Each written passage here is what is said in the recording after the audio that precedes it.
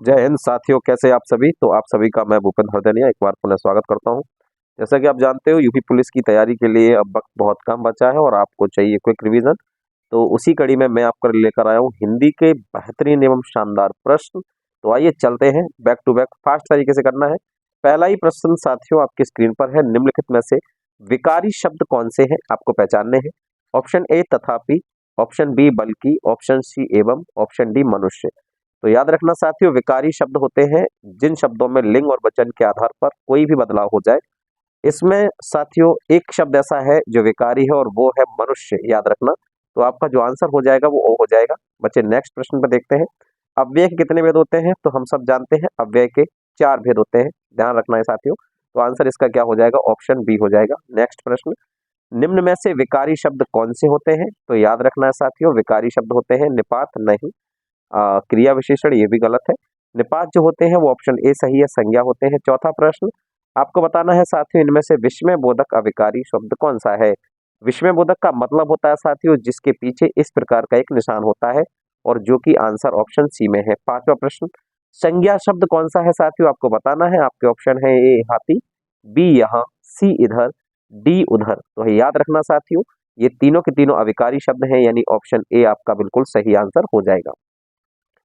मैं चलता हूं छठवें प्रश्न पर प्यारे साथियों। वह चलते चलते अचानक रुक गया, इस वाक्य में अचानक शब्द क्या है। तो याद रखना है यहाँ पर रुक गया शब्द क्या है, क्रिया है, और अचानक क्या है, क्रिया की विशेषता बताने वाले शब्द हैं जिनको हम क्रिया विशेषण कहते हैं। तो आंसर क्या हो जाएगा, डी हो जाएगा साथियों। सातवां प्रश्न आपके सामने है, इनमें से कौन सा शब्द क्रिया विशेषण है। सूर्योदय बिल्कुल नहीं है, नीला ये बच्चे विशेषण है, विगत भी नहीं है। यहाँ ऑप्शन डी आपका आंसर हो जाएगा। धीरे धीरे चलते हैं आठवें प्रश्न पर। निश्चित शब्द क्रिया विशेषण के किस भेद के अंतर्गत आते हैं, हेतुवाचक के अंदर, या हेतुबोधक, प्रश्नवाचक, या प्रमाणवाचक। तो याद रखना, निश्चित शब्द क्रिया विशेषण के किस भेद के अंतर्गत आते हैं, तो निश्चित शब्द जो आते हैं वो आते हैं परिमाणवाचक क्रिया विशेषण के अंतर्गत। तो आंसर हो जाएगा ऑप्शन डी। अविकारी शब्द कौन से होते हैं, तो याद रखना जिनमें किसी भी कारण से बदलाव ना हो उन्हें अविकारी शब्द कहते हैं। मनुष्य को बदल सकते हैं जैसे मनुष्यता, मानव। मोती को बदल सकते हैं जैसे मोती, मोतियों। घोड़ा, घोड़ी, घोड़े। लेकिन भीतर शब्द को नहीं बदल सकते हैं। किसी भी परिस्थिति में ये शब्द अगर वाक्य में प्रयोग होगा, चाहे स्त्रीलिंग के लिए हो या पुल्लिंग के लिए, एक समान ही प्रयोग होता है। तो आंसर क्या हो जाएगा, डी हो जाएगा। 10वां प्रश्न, निम्न में से रूढ़ शब्द कौन सा है। तो रूढ़ का मतलब होता है साथियों जिनके टुकड़े या खंड ना होते हो सार्थक शब्द, ऐसे शब्दों को रूढ़ शब्द कहते हैं, जैसे ऑप्शन डी पशु। 11वां प्रश्न, वे शब्द जिनकी व्युत्पत्ति का स्रोत ज्ञात नहीं हो पाता उन्हें क्या कहते हैं साथियों, तो उन्हें कहते हैं देशज शब्द। स्वतंत्र सत्ता धारण करने वाले शब्द रूढ़ शब्द कहलाते हैं। इनमें तुर्की शब्द कौन सा है, तो बच्चे याद रखना इनमें जो तुर्की शब्द है वो है तकाजा।